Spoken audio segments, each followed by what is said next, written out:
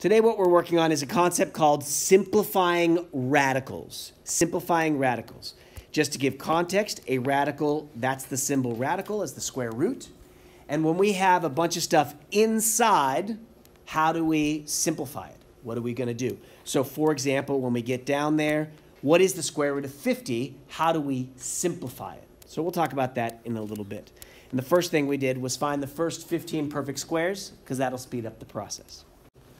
Why do we need this? Is because what if I gave you an answer, a question like this? X squared is equal to 50.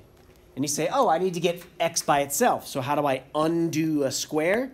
Oh, I can take the square root of both sides. And the question is, how do we clean this up? How do we write this in simplified form? So that's what we're going to walk through today. And tomorrow, we're actually going to solve problems similar to this. Before we getting into simplifying something like this, let's just recall what happens when we are simplifying a fraction. Simplifying a fraction. Note that most of us probably simplify a like this. We probably say this, put a 3, put a 5, and we're done, right? But what's the missing thing? What's the thing that we're actually doing in between? Well, this is what we're doing. We're taking this 15 and we're breaking it up into two numbers. We're saying 3 times 5. And then we're taking the 25 and we're factoring that to be 5 times 5. And then what we're essentially saying here is since this equals 1, a number times 1 is doesn't change the value. And so essentially those reduce to 1 and we end up with 3/5. So when we're simplifying fractions, what are we doing? We are reducing common factors.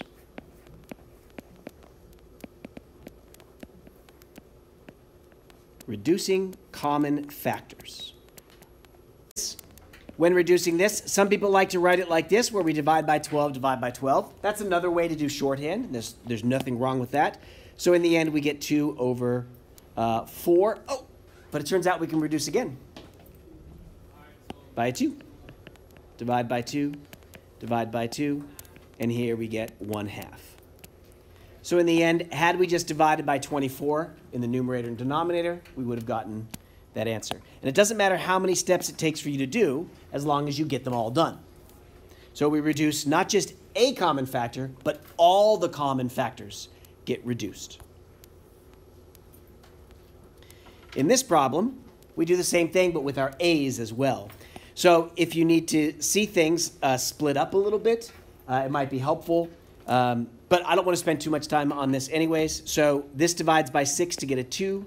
This divides by 6 to get a 5. If you just need to see what that means, a squared is just a times a. So notice that one of the a's goes away, like so. And this is what we're left with, 2a over 5. So all the common factors are dealt with there. Take a second to do D. So just like what we did here was we factored it, and then any common factors we reduced. That's the idea. Well, it turns out we're going to do that down here as well when we have a radical inside, a radical. So first off, how to simplify it. We're going to factor out perfect squares. Factor out perfect squares. The next two, I'm going to state them, but we're not going to use them today. Not till maybe in geometry, you're going to use them a little bit more. We need to remove the fraction from inside the radical, and we need to remove the radical from the denominator. Today, we are not going to be looking at 1, 2, and 3. We're just going to be focusing on number 1. How to get rid of, or how to simplify, pull out perfect squares from inside. All right, so the first property.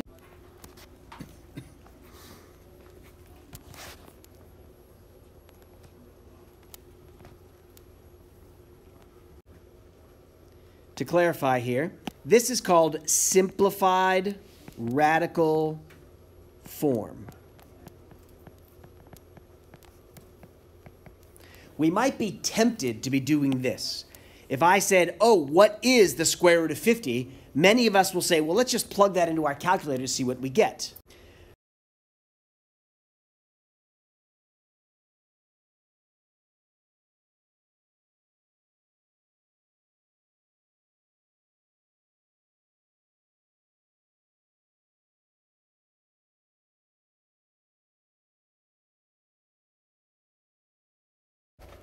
So to clarify, simplified radical form is exact. It's an exact answer. So that's why we have an equal sign right here and an approximate value here. Today, we're focusing on this right here, the exact simplified form. We are not concerning ourselves with the approximate value. Although in our brains, the approximate value probably makes more sense. All right, I'm going to show you a second method, and my guess is most of you will probably prefer this one. It's called the factor tree method. Here's what we do. All you do is take that 50 and you split it up. And what are the natural factors here that you probably say? What times what is 50? A lot of us will probably say 5 and 10. Notice the 5 is already prime, so the 10 I can factor out further to be 5 and 2. So here's what we do. Here's what we do. We have a radical. So the stuff that comes outside are the repeats. The repeats come out. So watch this. I have a 5 and a 5, so it comes out as a single number, just as a 5. And the stuff that's left over stays inside. The leftovers stay inside. By the way, the inside is called a radicand. We may or may not have mentioned that before. So let me just rehash this here. One way to solve this one is by factoring everything out into all the way down here. 5 squared comes out, or excuse me, the 5 comes out as a 5. The x squareds come out as an x. This y comes out as a y. That one comes out as another y. But notice what we can do with a shortcut here. If I were to take that 2 and divide by 2, I get a 1. And if I divide that 4 by 2, I get that 2. So all you really need to do when you're dealing with the letters, just the letters, is just divide those by 2. If you have a remainder, the remainder stays in and the other part stays out. So, but that's only for the exponents. We're not taking the 25. We're not taking 25 and dividing it by 2. We're doing the square root of 25. Technically, we are doing the square root of x squared. The square root of x squared is just x. And the square root of y to the 4th is y squared. So that's what we're doing. But the shorthand is just divide by 2, divide by 2. What happens if something's not divisible by 2? Like in this case. Okay, so I'm going to treat them individually. I'm going to take this guy here, divide it by 2. Now, of course, 9 divided by 2 is 4 with a remainder of 1. So what do I do? So x to the 4th comes out, and an x stays in, because there's my remainder of 1. It stays inside.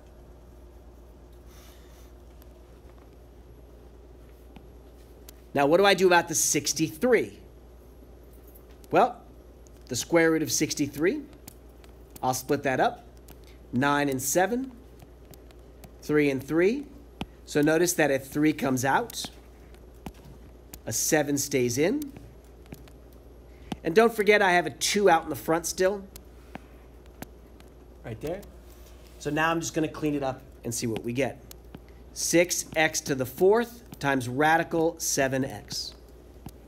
I don't like it because, look, to me, this looks less complicated than this does. But simplified doesn't mean it looks prettier. Simplified means all the perfect squares are outside. if you didn't get that, nor maybe you didn't like it, notice what we can do still. Is I can do exactly what I did before with my factor tree. 63x to the 9. And I can just start factoring. 7 and 9. And this here is x times x times x times x times x. That's quite annoying because we've got so many x's. 1, 2, 3, 4, 5, 6, 7, 8. I'm missing 1. Like that. And the rule is the pairs come out. So a pair of 3s come out. I still have that 2 outside though. This pair comes out as an x.